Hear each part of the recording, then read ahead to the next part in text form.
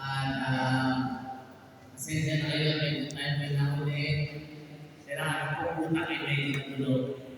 Iba naman ako senior, pero ko'y nasa isip ko'y 3 o'clock. At 2:30 ang sabi sa akin ni Elmeron na pumunta dito. Yung pala ay 1:30 at 2 o'clock naman ang nasa. So, pasensya na po kayo. Nakitay kayo. Galit po kami ng Santo Tomas, Batangas. Pero sabi nga, huli man magaling ang hapon din. So, magandang hapon sa inyo dalawa, Edmund Ron and Vanessa.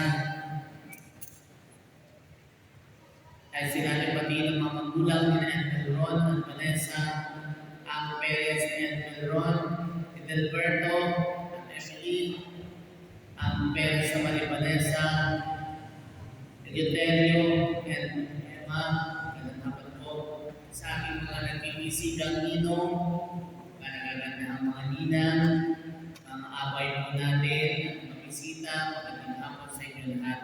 So nandito tayo lahat ngayon para sa isang mahalagang okasyon na ito, para samahan sila Edmund Ron at Vanessa sa napakalagang pagbuhay nila, ang kanilang kasal.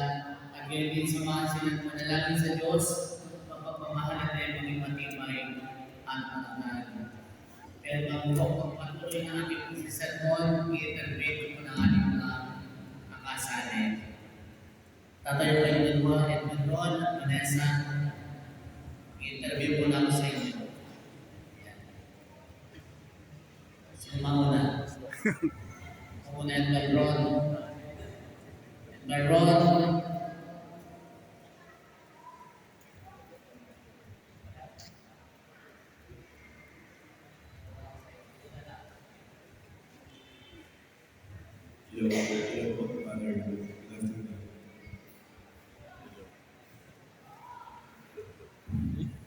Pag-gaming tapos ka na. Gusto ka naman, ang nararamdaman mo ngayon? Hindi ko nakapagod. Nag-away na. Ano ka nakapagod na ba? Excited? Ayan, so talaga bang mahal mo si Vanessa? Sobra. Ayan. Naalala na ba ang yung first time na nakita mo siya? When was the first time you laid eyes on her?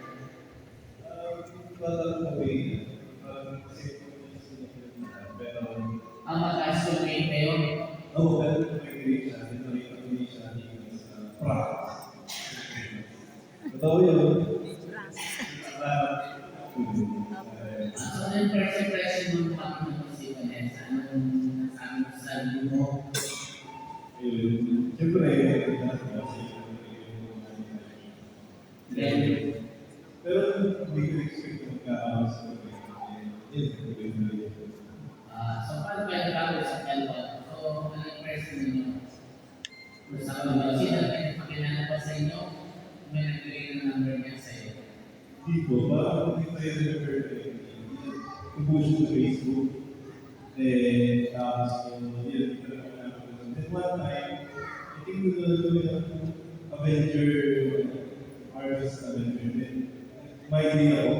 Then, cut siya na if okay, maganda yun. Then, simula ko doon, nagkaroon. Okay.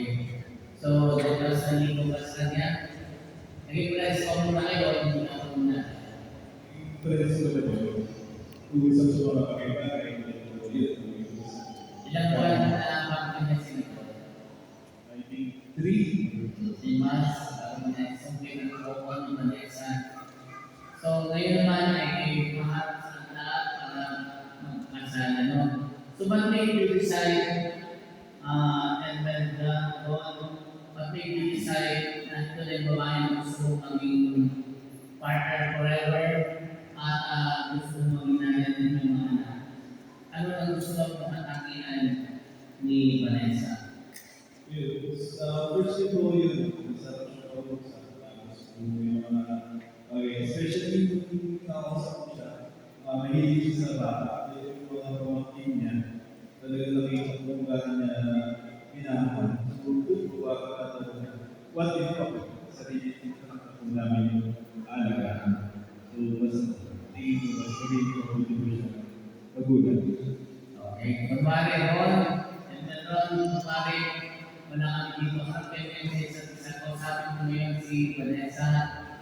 sabihin mo sa kanya na nasa puso mo ang nasa loob mo. Kung bakit kayo na dalawa nag-uusap, wala kang ibig mo yun.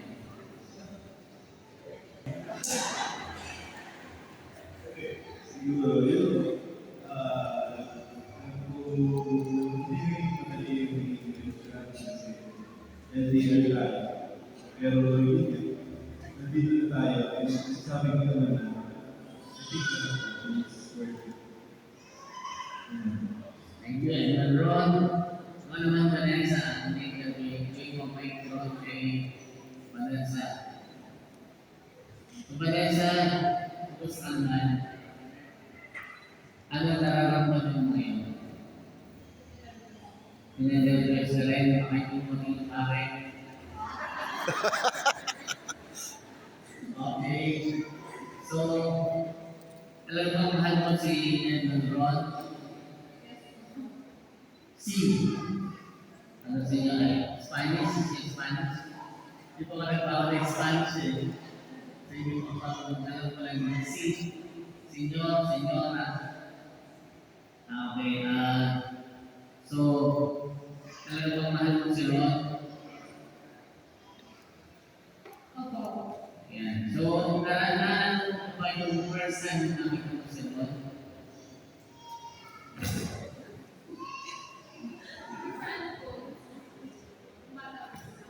Ano mga bata pa yun? So, yan. So, niligawan ka niya, nagiging kayo.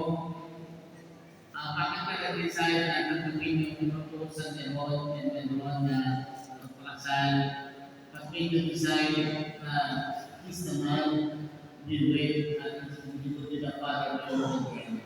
Ano yung katangin na gusto mo na Ron?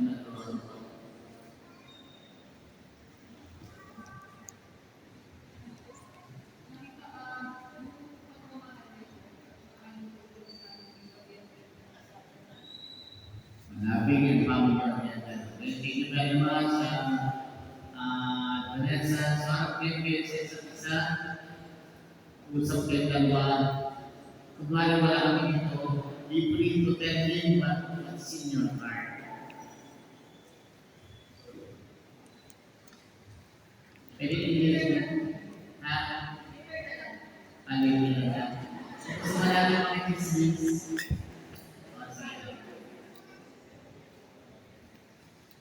Okay, thank you very much. Let's say,